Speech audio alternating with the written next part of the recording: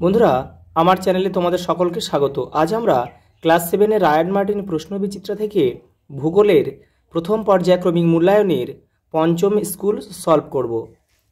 প্রথম প্রশ্ন, পৃথিবী থেকে সূর্যের গড় দূরত্ব 15 কোটি কিলোমিটার। পৃথিবীর আবর্তনের গতিবেগ সবচেয়ে বেশি নিরক্ষরেখায়। সৌর বছর ধরা হয় 365 দিনকে। পৃথিবীর প্রমাণ দ্রাঘিমার মান হল 82 ডিগ্রি 30 মিনিট পূর্ব। এশিয়ার পিত নদী বলা হয় হোয়াংহো নদীকে। বিশ্বের বৃহত্তম সামুদ্রিক তৈলখনি সাফানিয়া। 3রা জানুয়ারি সূর্য থেকে পৃথিবীর দূরত্ব সর্বাপেক্ষা বেশি হয়। এটা হচ্ছে ভুল, এটা সবচেয়ে কম হয়। লেনা নদী বৈকাল পর্বত থেকেও উৎপত্তি লাভ করেছে, শুদ্ধ। পরে একটা ছক রয়েছে, বাম দিক ডান দিক মেলাতে হবে। কর্কট ক্রান্তি রেখার সঙ্গে হবে 23.5 ডিগ্রি উত্তর, মকর ক্রান্তি রেখার সঙ্গে হবে 23.5 ডিগ্রি দক্ষিণ, মূল মধ্য রেখা 0 ডিগ্রি, আর উত্তর মেরুবিন্দু 90 ডিগ্রি উত্তর। পরের প্রশ্ন, মুক্তিবেগ কাকে বলে? তোমাদের টেক্সটের 3 নম্বর পেজে উত্তরটা রয়েছে। এই যে মুক্তিবেগ কাকে বলে, এখান থেকে এই পর্যন্ত লিখতে হবে। পরের প্রশ্ন, অধিবর্ষ কি? তোমাদের টেক্সটের 7 নম্বর পেজে উত্তরটা রয়েছে। এই যে এখান থেকে এই পর্যন্ত। জিপিএস কি? এর ব্যবহার লেখো। তোমাদের টেক্সটের 27 নম্বর পেজে উত্তরটা রয়েছে। এই যে জিপিএস কি, জিপিএস এর ব্যবহার এখানে পুরোটা রয়েছে। এখান থেকে এটা পুরোটা লিখতে হবে। পরের প্রশ্ন, ভূমধ্যসাগরীয় জলবায়ু অঞ্চলে কি কি গাছ জন্মায়? তোমাদের টেক্সটের 93 নম্বর পেজে উত্তরটা রয়েছে। এই যে ভূমধ্যসাগরীয় জলবায়ু অঞ্চল, এই বৈশিষ্ট্য রয়েছে, কিন্তু তোমাদের শুধু গাছগুলো চেয়েছে। এখান থেকে লিখবে যে জলপাই, আঙুর, লেবু, এছাড়াও ওক, কর্ক, ওক, অলিভ, এই গাছগুলো নাম লিখলে হয়ে যাবে। এখানে লরেল আছে, ল্যাভেন্ডার আছে, রোজমেরি আছে।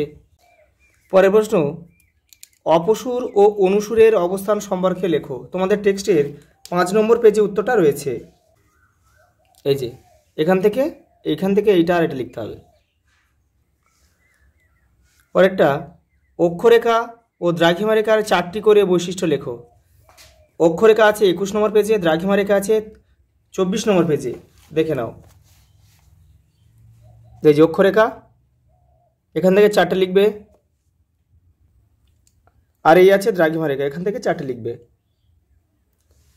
পরের প্রশ্ন, এশিয়ার উত্তরবাহিনী নদীগুলিতে প্রায় বন্যা হয় কেন? তোমাদের টেক্সটের 88 পেজে উত্তরটা রয়েছে, দেখে নাও। এখান থেকে এই পর্যন্ত লিখতে হবে। পরের প্রশ্ন, মহাবিষুব ও জলবিষুব বলতে কি বোঝো? এটা তোমাদের মহাবিষুব আছে 13 নম্বর পেজে, জলবিষুব আছে 14 নম্বর পেজে, আর রবিমার কাছে 11 নম্বর পেজে, দেখে নাও। এই যে মহাবিষুব এখান থেকে এই পর্যন্ত, আর জলবিষুব এখান থেকে এই পর্যন্ত, আর এই আছে রবিমার্ক, এখান থেকে এই পর্যন্ত লিখতে হবে। পরের প্রশ্ন, ভূমধ্যসাগরীয় জলবায়ু অঞ্চলের প্রধান বৈশিষ্ট্যগুলি কি কি? তোমাদের টেক্সটের 93 পেজে উত্তরটা রয়েছে। এই যে ভূমধ্যসাগরীয় জলবায়ু 1, 2, 3 এই বৈশিষ্ট্য। ওর সঙ্গে রয়েছে নিরক্ষীয় জলবায়ু অঞ্চলের স্বাভাবিক উদ্ভিদগুলি কি কি? এই যে নিরক্ষীয় অঞ্চলের উদ্ভিদ, এখান থেকে এই পর্যন্ত লিখবে। মেহগনি, রোজউড, আয়রনউড, সেগুন, আবলুস, রবার, কোকো, সিংকোনা, এগুলো লিখবে। এশিয়ার পামির গ্রন্থি থেকে নির্গত পূর্ব ও পশ্চিমের পর্বতগুলির নাম লেখো। তোমাদের টেক্সটের 85 নম্বর পেজে উত্তরটা রয়েছে, দেখে নাও। এই যে পামির গ্রন্থি বলেছে, পামির গ্রন্থি থেকে পূর্ব দিকে এটা তিয়ানশান, আলতিনতাক, কুয়েনলুন, কারাকোরাম, হিমালয়, হিন্দুকুশ, সুলেমান, এগুলো লিখতে হবে। পরেরটা, ইয়াংসিকিয়াং নদীর অববাহিকার অর্থনৈতিক সমৃদ্ধির কারণগুলি লেখো। তোমাদের টেক্সটের 95 নম্বর পেজে উত্তরটা রয়েছে, দেখে নাও।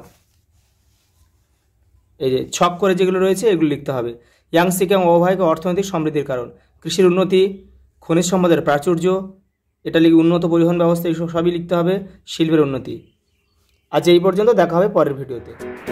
ধন্যবাদ।